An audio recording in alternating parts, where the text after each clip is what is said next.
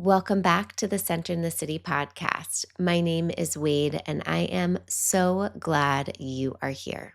Today's solo podcast episode is focused on us exploring these energetic forces that are present in our life and how we can use them and pay attention to them to help us make decisions and to help us be more conscious and intentional of how we're showing up in life. Inspiration from this episode comes from a conversation I had with friends months and months ago around life planning. We were talking about our visions and what we want to be working on. And one of my friends posed this question of, well, are you moving towards something or are you moving away from something? And this question really stuck with me because I was like, well, I don't know, I'm doing it just because this feels right and this is where I'm headed. And he was like, okay, so you're moving towards something. And I'm like, yes, but I know that I'm moving towards something because I don't want to be over here. So I'm also moving away from this thing. And it became this kind of dichotomy that stuck with me for a while. And I started to pay attention to these energetic forces that in our life and how we can make decisions from them in a more skillful way. So in this episode, we're going to talk about what these energetic forces are, how to notice them within our body, how to notice when are we making them from our nervous system, like from a nervous system reaction, versus how are we making them from more of an intentional place of that calm, cool, collected space that's our authentic self. And yeah, we'll see where else we go. So let's settle in and let's get centered.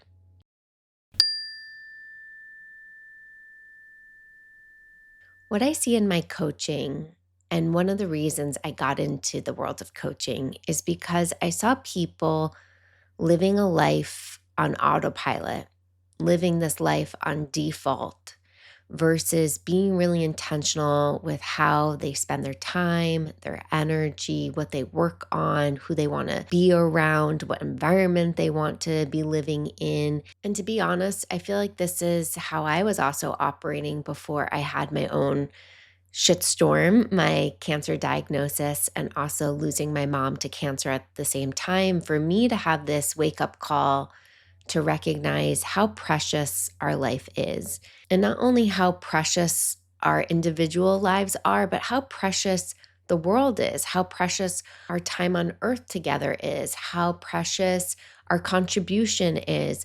So, my own wake up call had me realize, how do I want to be spending my time, my energy, my attention differently? Not living just because this is what everybody does at the age of 20 once you graduate school. This is the life you're supposed to do. This is how you're supposed to be saving money. This is what your apartment's supposed to look like. This is the stages of relationship you should be in at these ages. I didn't want to follow that playbook. And I remember being in my apartment in New York City, my mother's apartment in New York City after she passed away. I was done with chemotherapy. I was finishing up my degree from the University of Michigan. And I was in a deep, dark place. I was not only, I think, depressed, but, I was feeling lost. I was feeling stuck. And I remember having a session with my friend Paul and my sister. So Paul, if you're listening, hello. And Paul was walking us through the power of not only manifestation, but the secret. If you've ever read The Secret or watched the documentary, and this idea that you can call in what you truly desire. And in order to call in what you truly desire, you have to be energetically connected to what it is you want to be creating. And it has to be not just it'd be really nice to have $1 million. It has to come from a true place of your soul goals, like what your heart and soul are telling you and calling for. And at the time, all I wanted to do was finish my degree, and my heart and mind were like, just get me back to Buenos Aires, get me back to this city, this culture, this lifestyle that made my heart so happy. I felt so at home, loved the adventure, loved the spaciousness of the culture, loved the creativity of the culture, like, loved so many things about the food, all of it. So my heart was just so clear on this is where I'm going. And when I visualized going there, I also visualized like I'm going to meet an adventure buddy. I'm going to meet somebody that gets to be my partner in crime as we explore the world together. And this was also, a visualization of a like romantic partner, but it wasn't like I'm going to meet my husband and all that stuff. It was like I'm going to find somebody that we're going to just go explore and live and have adventure and connection with. And what I realized, months later, maybe I can't remember the exact time limit. Let's say maybe like 6 months later, I moved back to Buenos Aires, back to Argentina, and I eventually met my now husband down there. But we met pretty soon after me moving back to Buenos Aires. And I look back at that intention that I set with Paul, with my sister, when we were doing these exercises. And it is just funny to me because I had this really clear, strong, energetic pull that was bringing me down there. So this brings me back to this idea that in life, I think we have these forces, circling back to this even conversation I was having with my friend of like, well, what are you heading towards? Or what are you moving away from? I think we have these energetic pulls. I like to think of it as like, is there a pull pulling us towards something that we want? Like it's like a magnet. Or you can think of it like a flower in the garden that starts to direct its head towards the sun, right? There's like a pull that brings it. It's searching for the nutrients, it's searching for that energy, that light. And then we can also have this push, this moving away from kind of energy, this push like we want to get away from something like that's not for me. And I don't necessarily like push with like force, like impact. I'm really thinking about like this push of like, I'm going to move that out of my way so that we can make space for something else. There's like, I'm going to put that to the side type of energy. So these two forces are very much present in our everyday life, this push and this pull, this push and this pull. What are we moving towards? What are we moving away from? And if we slow this down, this type of physics is really present in everything, right? Even when you think about your breath, there's like this expansion and there's a contraction with our breath. Even when we're taking steps, right? There's like a lifting, there's a pulling up, and then there's a pushing down as we take a step, right? We're lifting our leg up, we're pulling our core in to lift our leg, and we're pressing our foot down to move, right? So we have these oppositional forces that help us move and navigate life, whether, again, we're conscious of it or not. Even in Pilates, we think about we're pulling our core in and up, right? Thinking about that belly button hugging into our low back and lifting up into our rib cage. So there's this scooping sensation that happens. At the same time, we're pushing something away. We're elongating our leg, or we're elongating our arms, or we're elongating our spine so that we're feeling these oppositional forces at hand.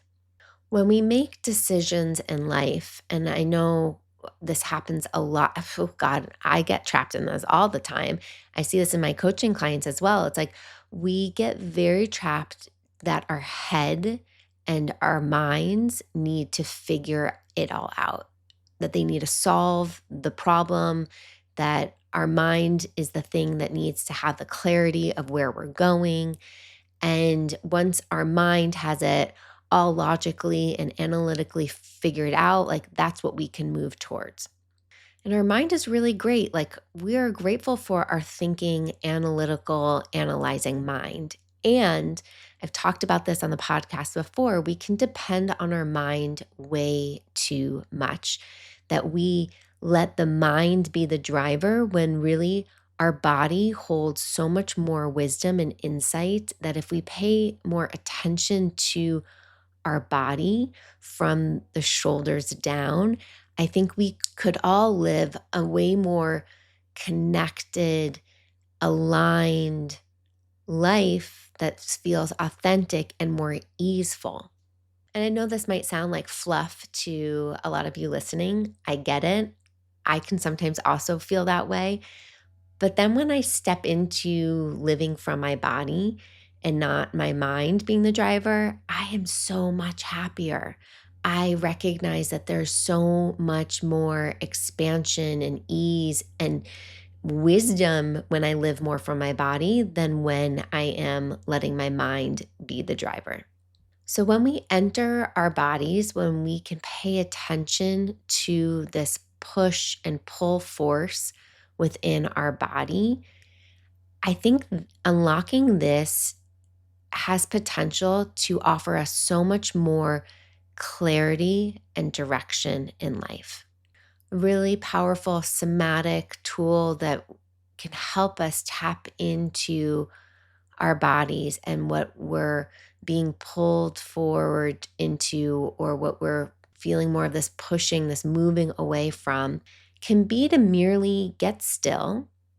Your eyes can be open or closed, and you get to just ask yourself a question. And it could be something as simple as, like, do I want a hamburger for lunch?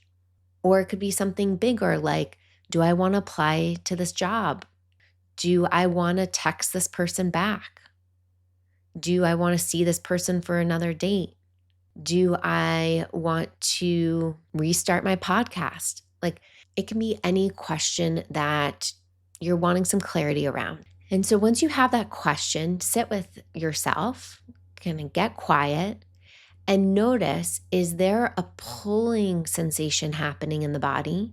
Maybe that could look like a leaning forward or a yearning forward. Sometimes I can see it for myself as like a light beam is like literally sucking me forward. Or is there kind of more of a pushing away, like you can feel your body maybe lean back or want to move off to the side or get away from, or maybe even kind of curled in because it's trying to hide from that thing. Those are some of the ways the push and pull can show up in my own body. For your own body, maybe it looks different. Maybe you connect to more sounds, or there's more visuals or textures that come alive for you. That's totally cool. So even now, as you listen to this podcast, maybe you want to press pause and ask yourself a question and sit with yourself and notice this pull and push. And if you don't get a clear response right away, know that's totally normal and okay. Sometimes it takes a little bit to build that awareness and that interoception insight to what the body is trying to communicate to you. Also, a lot of the time, to even be able to hear what the body is communicating to us, we have to be regulated to a certain degree. There has to be some sort of sense of calmness, groundedness, rootedness, so that we're not getting so spun up and activated by the different parts of us, whether we're lost in anxious thoughts or we're swirling in rumination of the past or we're trying to control the future. When our mind is really loud, it can be really hard to actually listen to the body. You can think of this like the ocean. When there's some choppy water happening on the surface, it's really loud, it's really windy. And so it takes a little bit of time to get to the deeper water where there's some calm stillness. And when we can be in that place, we can then actually see a little bit more clearly. And I specifically point this out because sometimes we can think, oh, my body's telling me, it's pushing me away from this answer. But really, that might actually be the anxiety that's making giving you that information, like, I want to run. But there's this anxious kind of flutteringness that happens that's telling, oh no, that's a pushing sensation.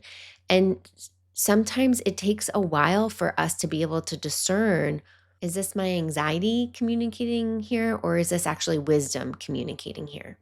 And nobody can tell you that answer. I'm sorry. Like, I can't tell you that answer as a coach. That is something that you have to build up for yourself to be able to discern, is this anxiety communicating to me right now? Or is this actually like my inner wisdom communicating? For me, what I've learned about myself and my own body and how it communicates to me is that if it's has this kind of reactive, temper tantrumy, fluttering energy in my body, that is anxiety. That's not the pushing away energy. When I feel more grounded, when there's more equanimity, when I can sense the chaos that's happening externally and internally, like noticing all of the weather patterns, the noise, when I can sense that's all happening, yet I'm not getting swept up in it like a tornado, when I'm in that calm, cool, collected state, that's where I can then see what the push and the pull is actually trying to tell me. Otherwise, I can really let myself act from a place of default and anxious impulses. Now, to add another layer here, right, this pull and these push sensations, what are we moving towards? What are we moving away from? Noticing these physical sensations, if we go a layer deeper, we can then ask ourselves, like, what's the greater need that's here, right? Am I getting pulled to move abroad? Am I getting pulled to apply to this job? Am I getting pulled to reach out for connection to this person? From what need is this happening? Is there a need for adventure? Is there a need for connection? Is there a need for safety? Is there a need for independence? Is there a need for safety, right? There's so many different types of needs that we as humans have. And so when we can kind of slow that down and label and name that need, it can give us then some words, some insight into what our human experience, our body is trying to communicate to us.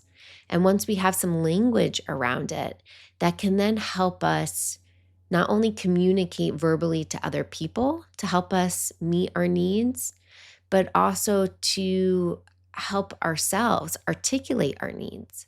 And from that place, we can then take some action with some clarity. And it's not rooted in the analytical mind.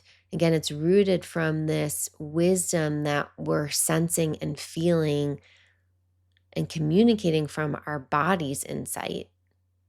And then from that place, we get to like honor it and then integrate it into our life. So, this is the work of what it's like to live a more intentional life in my lens, to listen to the wisdom of our own bodies, our own authenticity, to use the body to help us discern, where are we going in life? Not only from like these bigger picture things that can feel so overwhelming to decide, right? To just ask ourselves, what's our life purpose? This big open-ended question. But I even think about this in how we practice nourishing ourselves, how we feed ourselves, how we decide to spend our time, like to get quiet and listen. What's a yes? What's pulling me? And what's a no or not right now, right? That pushing sensation. And sometimes something is a maybe. We don't know, we don't have clarity, and that's okay to be still, to not take action, to just wait. And sometimes personally, I notice like, oh God, I'm so impatient. I just want to do, because, being a New Yorker, action is so conditioned in my bones and my body. Sitting still, pausing, is such a hard skill to learn. Yet when we pause, when we wait, when we listen, when we gain that awareness, even if it's silent for a while, that's okay. And sometimes we even just need to learn how to sit with the discomfort of not knowing, being in this I don't know mind. Because our mind loves to know, right? It loves to have some sort of certainty, some sort of direction, but sometimes it is I don't know. And that's okay too. And we need to embrace that and accept that and not make ourselves wrong for not knowing. But just to recognize right now, I don't know, but I'm still listening. I'm still here paying attention. So even if we're not in the doing, the taking action, we're still listening. We're still in our beingness. And that is such a gift. That is such a gift. So wherever you are in life, whatever you're doing, it can be helpful to just pause and check in, to notice, am I moving towards something? Am I being pulled in a direction, or am I trying to move away from something? Am I getting pushed somewhere else? And listening to these forces within us can unlock so many insights. It's kind of mind-boggling. And to me, this is a really important step in us practicing living these quote unquote centered lives in the busy modern day world. It's am I moving forward, or am I moving consciously, intentionally? Am I aware of why I'm taking this step in this direction? Or am I doing it based off of default because that's what the sea of people around me are doing, or that's what I see on Instagram, or that's what I know to be true? I just want to emphasize this is hard work. This work isn't easily accessible all of the time. Sometimes I'm oh my God, I feel so in alignment with myself, and I can notice where I'm stepping and moving from, and I'm really conscious, and it feels so empowering. And then the next day I can be what? What am I doing? Where am I going? Right? And get lost in the sauce and the noise of life. And it's okay, get still again, Wade, come back, reground, find your equanimity, come back to this place of stillness underneath the choppy waters of the ocean. Come back to this place so that I can gain clarity of what's actually pushing and pulling me. Where am I moving from? It's a constant dance. I want you to know nobody has it perfect. That's not what we're striving for here. We're working towards just building the intention to have awareness of what are we moving towards and what are we moving away from. That's even huge in itself. And then the next layer would be can you sense that in your body? And what's the need there? What's the need that you're actually searching for, getting pulled towards? What's the need that's making you want to move away from something? So there's so many layers to this work. Meet yourself where you are. Maybe you're even just practicing pausing to listen. That is huge in itself. I'm so curious to hear what about this episode is resonating for you, or what are you Wade, what are you smoking? What are you talking about? I have no idea.